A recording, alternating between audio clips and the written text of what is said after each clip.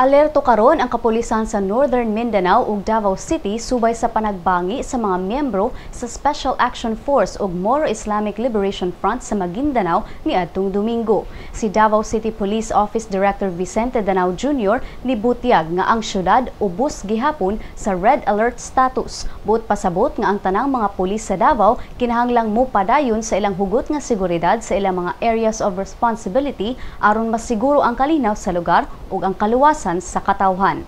Samtang ang Northern Mindanao ubos gihapon sa full alert status. Si PNP Northern Mindanao Police Director Agrimero Cruz Jr. nibutyag nga ang full alert status nagpadayon gihapon sukad pa niadtong Biyernes human sa pagpamomba sa Zamboanga City ug magpabilin kini tungod sa panagbangi sa Maguindanao.